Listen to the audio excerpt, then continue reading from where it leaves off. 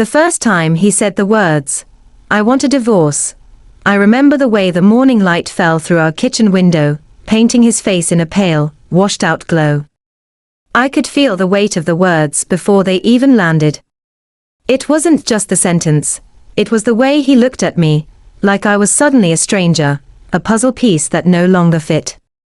The sound of the rain tapping against the glass made the moment feel impossibly slow, like the world had pressed pause just for us. My coffee went cold in my hand, and I couldn't swallow the lump in my throat. I don't understand," I stammered. "We were fine, aren't we?" My voice cracked, betraying the panic I felt, the disbelief that my life, the one I had carefully built, was suddenly unraveling. He didn't answer right away. He just stared out the window at the grey sky, at the puddles forming along our driveway. I could hear my own heartbeat echoing in the kitchen, loud and raw. Finally, he said, softly, almost rehearsed, "I've felt trapped for months. I can't do this anymore, Emma. I need space. I need to be free." And just like that, my world tilted. For years, we had lived what everyone called a perfect life, a modern suburban home in Ballard, Seattle, the kind of place where neighbors wave politely, kids ride bikes after school, and weekend barbecues feel like scenes from a magazine. He was a successful software engineer, precise and meticulous. I was a marketing manager, constantly juggling deadlines, social events, and our friends' expectations. We had stability, comfort, and the illusion of love. But that illusion shattered in that one moment. I wanted to scream, to beg, to understand what had gone so wrong that he could utter those words without hesitation. But the more I looked at him, the more I realized he had already built the walls around himself, walls that I couldn't break through. The days after his confession were unbearable. Every morning I woke up hoping it had been a nightmare, that I would find him there with his familiar smile, ready to make small talk over coffee, like nothing had changed. But reality was relentless. He began staying late at the office, coming home with excuses, avoiding my questions, and slipping further away from me. I tried to follow him into his world, to reach him with dinners I cooked, texts I sent, memories I reminded him of, but it was like trying to hold water in my hands. Then came the discovery that nearly broke me entirely. I had always known him to be private, secretive even, but I never imagined what I would find one rainy Wednesday afternoon. He had left his laptop unlocked, a small mistake in a household that was otherwise so orderly. I told myself I wasn't going to look. I promised myself that trust mattered, that even in pain I could be dignified, but something inside me snapped. Emails. Messages. Photos. The threads of betrayal wound tightly around a woman named Claire. Every message painted the picture I didn't want to see: laughter, shared meals, weekend trips I hadn't known about, plans made in secrecy. And in each word, there was a casual cruelty that left me trembling. I slammed the laptop shut, my hands shaking, my chest tight with a rage that was both blinding and cold. I felt betrayed, yes, but also invisible. All those nights I had waited for him to come home, all the small kindnesses, the sacrifices I had made quietly, they didn't exist in the world he had created with her. I couldn't breathe in our home anymore. I left, walked into the Seattle drizzle, rain soaking my hair, my coat, until I felt numb. My mind raced through every possible scenario. Should I confront him now? Should I wait, plot my revenge, make him feel the weight of what he had done? Or should I disappear quietly, reclaim my dignity, before the heartbreak consumed me entirely? It was in that cold, grey afternoon that I realized something vital. The life I had known was gone. But me. I was still here, still alive, and still capable of choices he had no control over. And in that realization, an ember of determination sparked. When I finally returned home, I found him on the couch, staring at the muted television, as if it could erase the storm outside and the storm between us. He looked up when I entered, sensing, perhaps, that I knew everything. "We need to talk," I said, my voice low, steady, but inside, it was shaking. He nodded, avoiding my eyes. "Emma." "Don't," I interrupted. "Not yet. I need to think first. I need to know what I'm going to do. And you." I walked past him, my fingers brushing the wall, feeling its cold smoothness. "You think this is about freedom. You think cheating erases the years we built together. You're wrong. There's something you don't understand yet, and you will."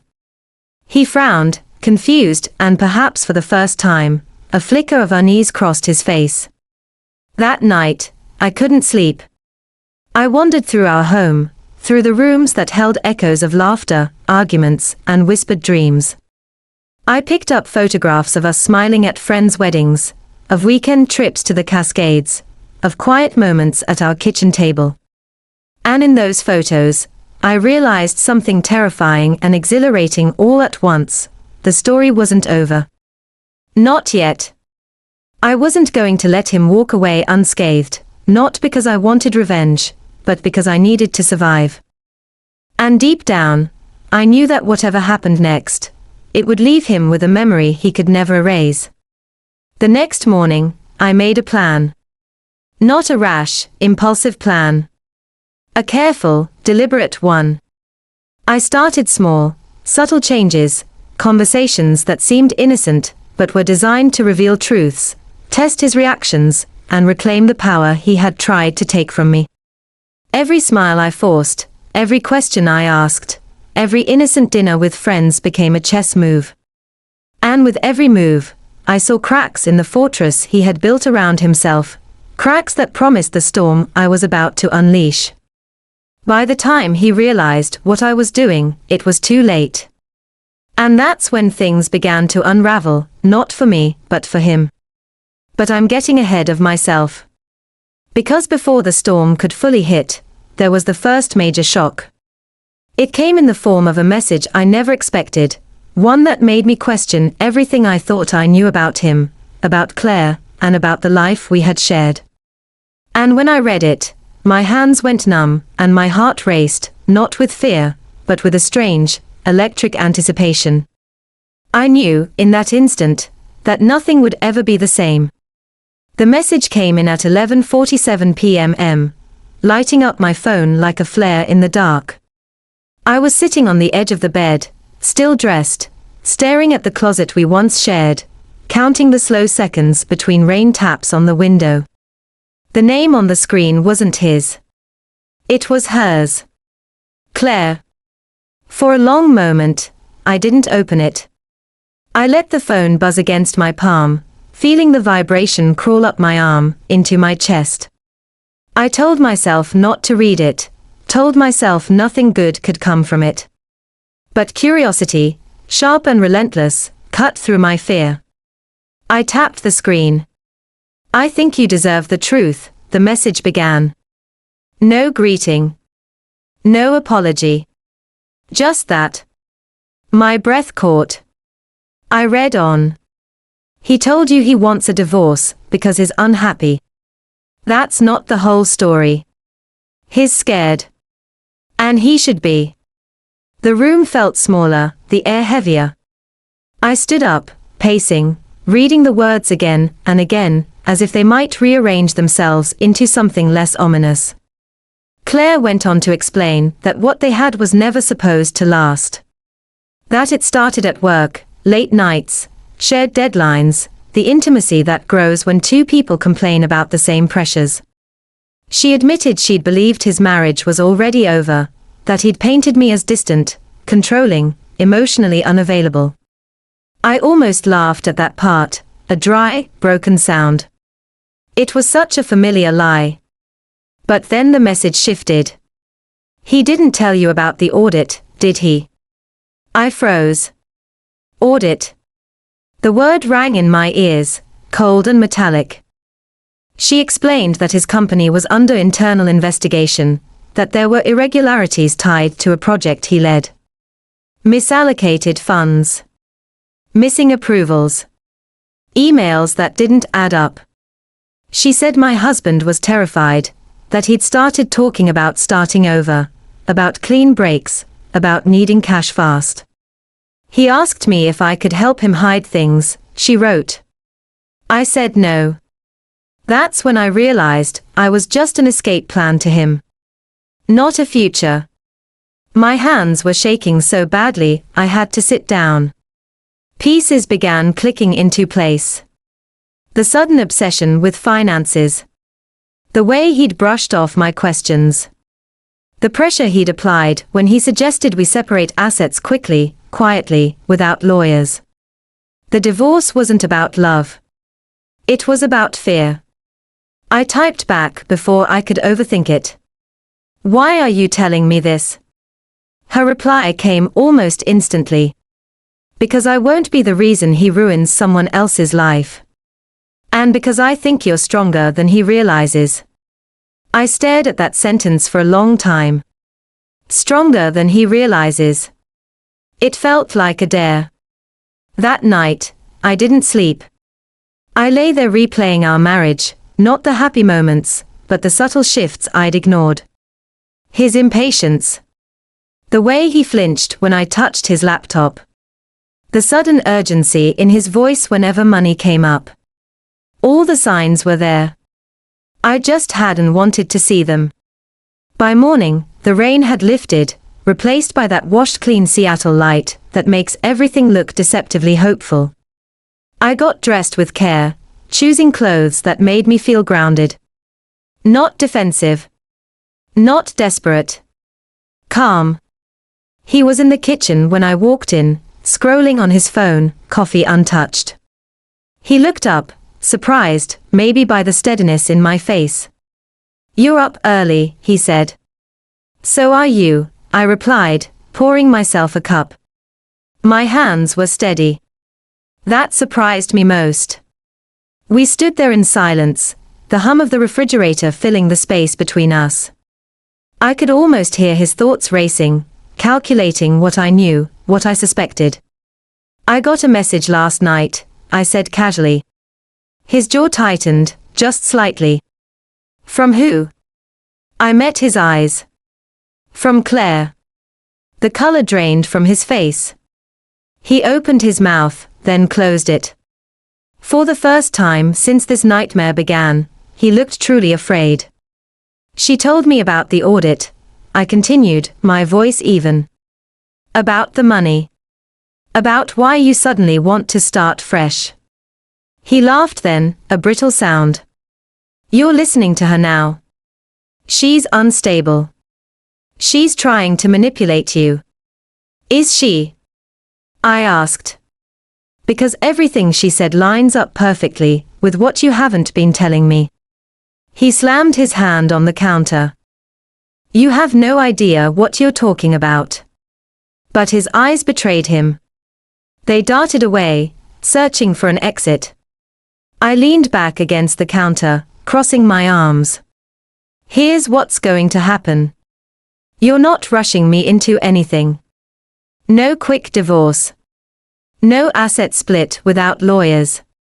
And you're going to stop lying to me. You can't control this, he snapped. I smiled then, a small, controlled curve of my lips.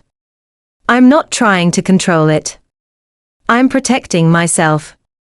He stared at me like I'd just spoken a foreign language. That afternoon, I called a lawyer. A good one. The kind who listened more than she spoke, who asked sharp questions and didn't flinch when I mentioned audits and financial irregularities. She advised patience. Documentation. Silence when silence could be weaponized. Let him think you're confused, she said. People make mistakes when they think they are in control. So I played my part. Over the next few weeks, I became the version of myself he expected. The grieving wife. The uncertain partner. I asked questions that sounded naive, hesitated at the right moments, let my voice wobble when we talked about the future. And all the while, I watched him unravel. He became jumpy, irritable. He took calls in the garage, whispered late into the night. He started pushing harder for a fast resolution, pressing me to sign papers I pretended not to understand. Each push confirmed what I already knew. He wasn't trying to leave. He was trying to escape. One evening, we met friends for dinner downtown. A trendy place with exposed brick and low lighting, the kind of restaurant where people lean in close and pretend their lives are perfect. I watched him laugh, watched him play the charming husband, his hand resting lightly on my back. Halfway through the meal, his phone buzzed. He checked it, then excused himself, face pale. I followed him outside, the cool air sharp against my skin. He was pacing, phone pressed to his ear, voice tight. "I told you not to contact me here," he hissed. I stepped closer. "Problem?" He spun around, eyes wide. "I need to go." Something came up. "Work?" I asked softly. He hesitated. That pause was everything. "Fine," I said. "Go." As he hurried off, leaving me standing under the restaurant's warm glow, I felt something unexpected. Not sadness. Not anger. Clarity. I went back inside, finished my meal alone, smiled politely when friends asked where he'd gone. On the drive home, the city lights blurred through my tears, but they weren't tears of loss. They were tears of release. That night, I checked our shared accounts, something I hadn't done in months. Small transfers caught my eye. Nothing dramatic. Just enough to slip under the radar if you weren't looking closely. He was siphoning money. I sent screenshots to my lawyer. Then I sat on the couch, wrapped in a blanket, listening to the rain return, heavier this time, relentless. When he came home after midnight, he found me waiting. "We need to talk," I said. He sighed, exhausted. "Can it wait?" "No." I stood, holding my phone up. "I know about the transfers." He stared at the screen, then at me. For a second, I thought he might explode. Instead, he deflated. "You don't understand the pressure I'm under," he said quietly. "I was trying to protect us. By stealing from our future." I asked. He looked away. "I was going to fix it." "That's what everyone says," I replied. We stood there, the truth hanging between us, heavy and undeniable. "I want the divorce," he said finally, voice flat. "I need to move on." I nodded. "You will?" He frowned. "What does that mean?" "It means you'll get your divorce," I said. "But not the way you planned."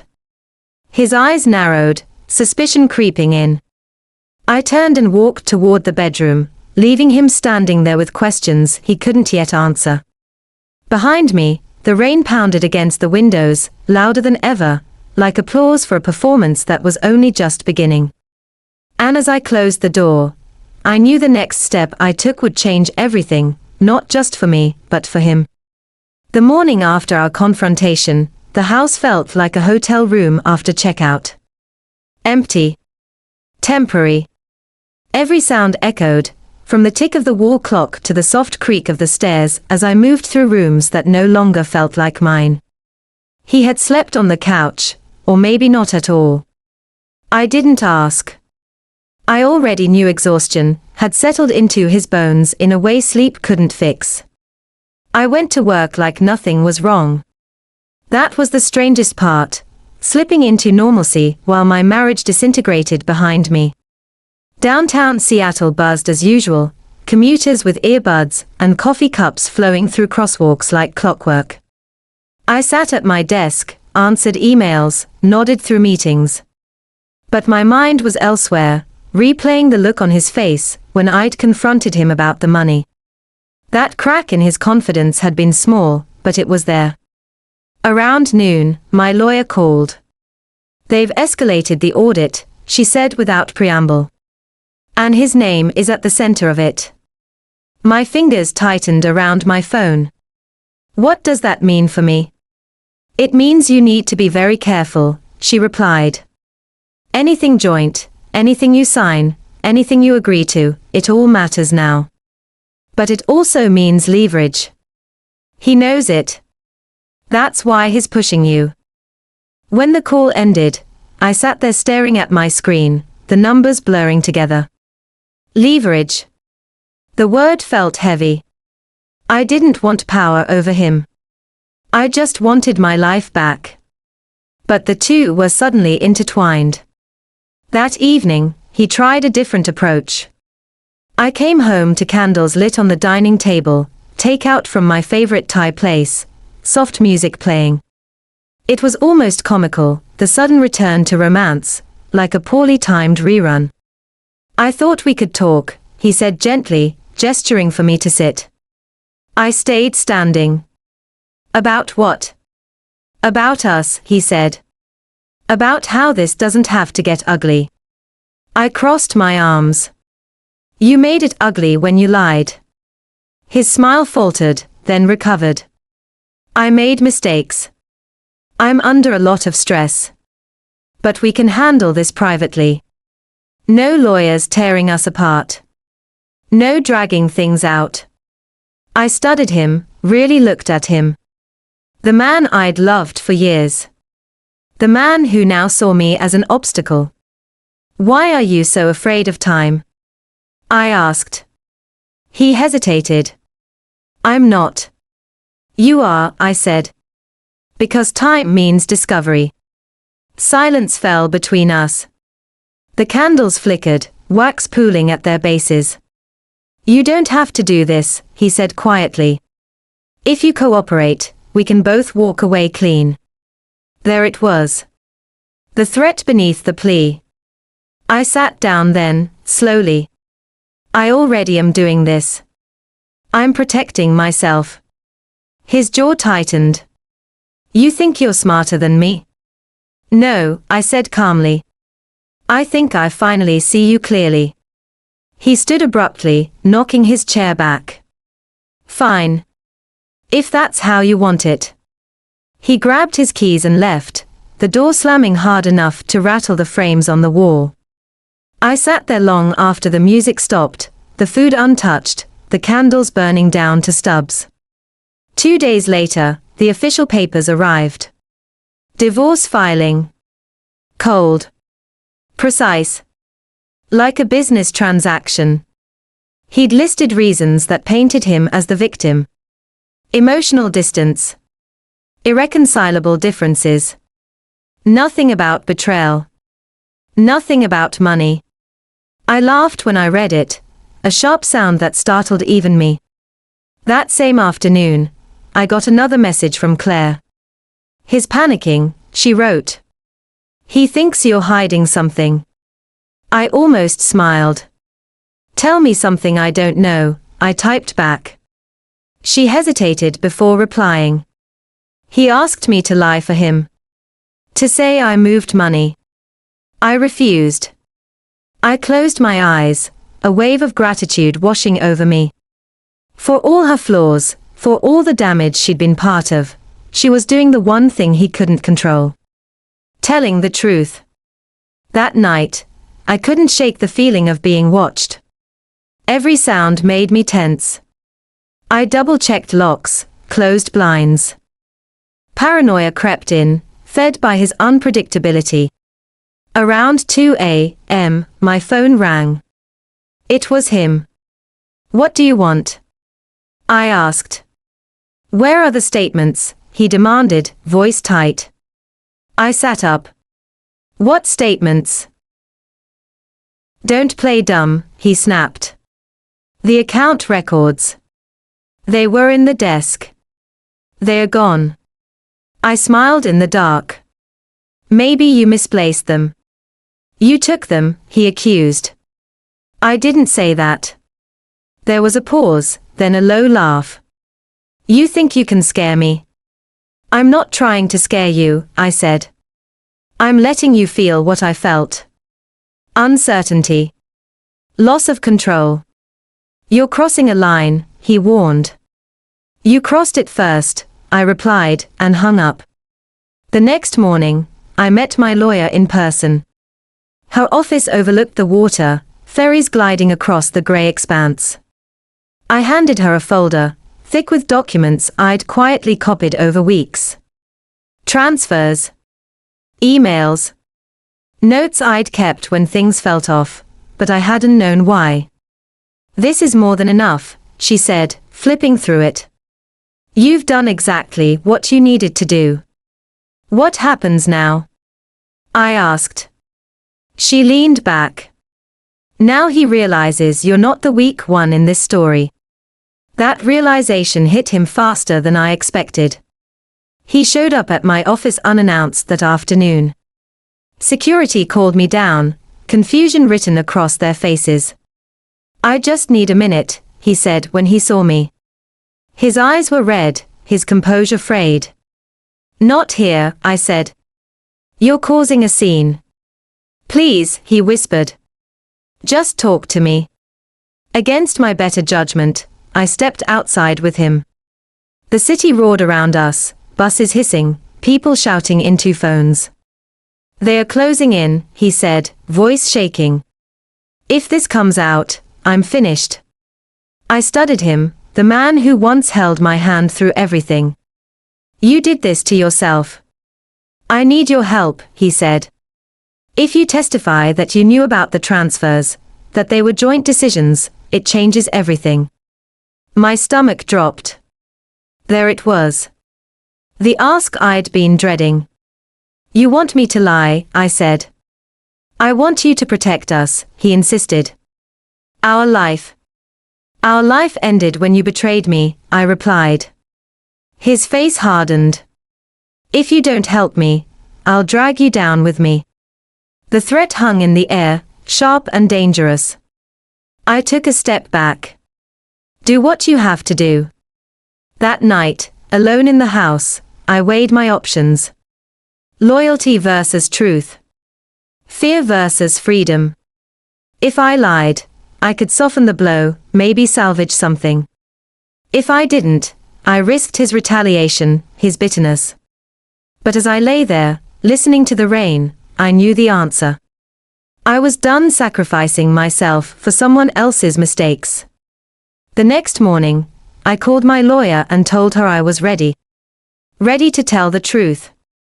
Ready for whatever came next. And somewhere deep inside, I knew he would never forget what happened after he asked for that divorce, because it was the moment he realized he had lost more than a marriage. He had lost his grip on me. The day I gave my statement, the city felt unnaturally quiet. Seattle mornings usually hum with movement, buses groaning, footsteps slapping wet pavement, the low murmur of people already late for something. That morning, it felt like the world was holding its breath. I sat in my car outside the building, hands resting on the steering wheel, watching my reflection in the windshield. I barely recognized myself. Not because I looked broken, but because I didn't. My eyes were clearer than they had been in months. Steadier. I took a slow breath, and stepped out into the cold air. Inside, everything smelled faintly of coffee and disinfectant. The room where I waited had grey walls and uncomfortable chairs, the kind of place designed to keep emotion at bay. My lawyer sat beside me, calm, composed. She didn't need to say anything. I knew why I was there. When they called my name, my pulse jumped, then settled. I stood and walked forward, every step deliberate. The questions came steadily. Dates. Accounts. Conversations. I answered honestly, without embellishment, without bitterness. I didn't accuse him. I didn't protect him either. I simply told the truth. When it was over, I felt lighter than I had in years. Not relieved, exactly. More like aligned. Like my inside finally matched my outside. I didn't see him that day. But I felt his presence everywhere, in the pauses between questions, in the way people avoided my eyes when I walked out. Word travels fast in small professional circles. By evening, my phone was buzzing with messages from mutual friends. Some were concerned. Some were distant. A few didn't bother hiding their judgment. I ignored them all. That night, he left me a voicemail. His voice sounded smaller. Older. You didn't have to do this, he said. We could have handled it privately. You didn't have to destroy everything. I listened once, then deleted it. Destroy everything. The phrase echoed in my mind, not with guilt, but with clarity.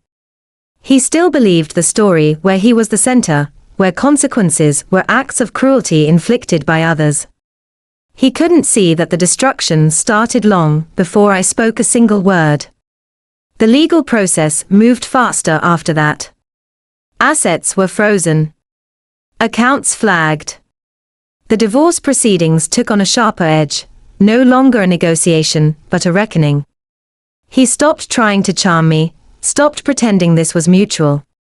His messages turned cold, then hostile, then silent. One afternoon, weeks later, I came home to find the house half empty. He'd taken his things. Clothes, books, the spare laptop. He left the couch, the dining table, the photos on the wall. The life we built together, stripped of anything personal, looked like a stage after the actors have gone home. I walked from room to room, not searching for him, but taking inventory of myself. The anger had faded. The grief had softened. What remained was resolve. The hearing was scheduled for a rainy Thursday. Of course it was.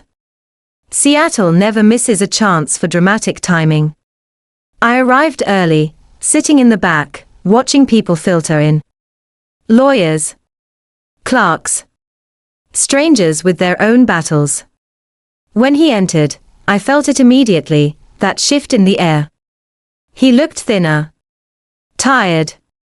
His confidence, once effortless, now seemed forced, like a suit that no longer fit. Our eyes met briefly. He looked away first. As the proceedings unfolded, I watched him struggle to maintain control.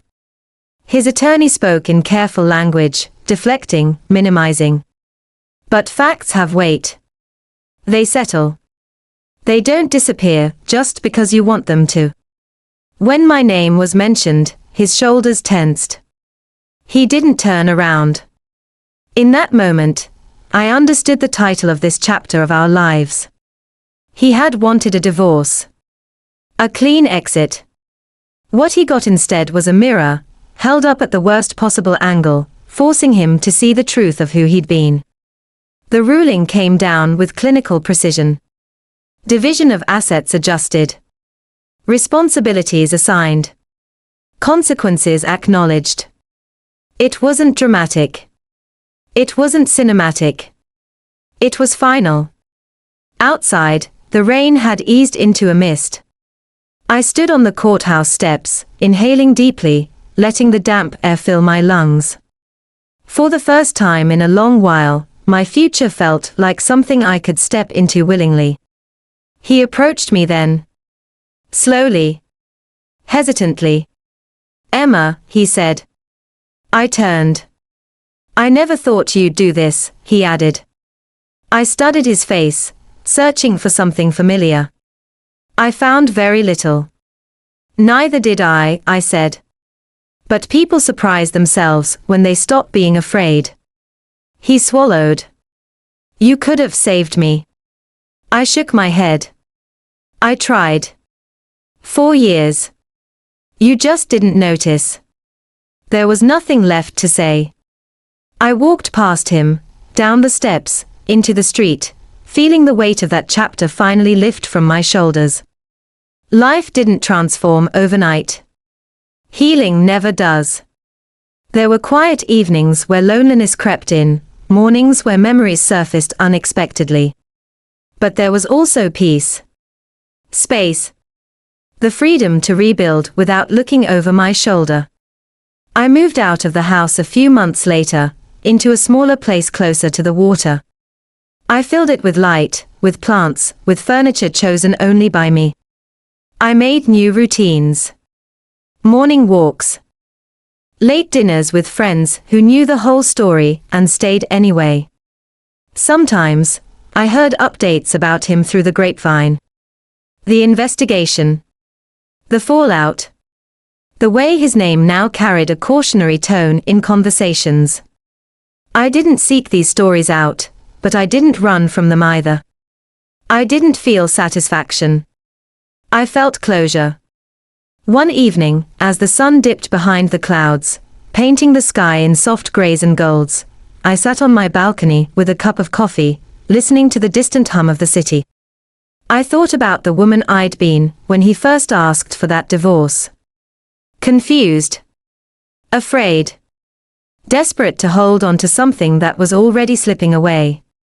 I wished I could tell her what I know now. That losing someone who betrays you is not failure. It's release. That truth, once spoken, has a momentum of its own. That strength doesn't always roar. Sometimes it whispers, quietly insisting that you deserve better. He wanted a divorce. He got it. What he didn't expect was that the aftermath would mark him more deeply than the marriage ever did. Not because I punished him. Not because I sought revenge. But because I chose myself. And that choice is something he will carry with him for the rest of his life.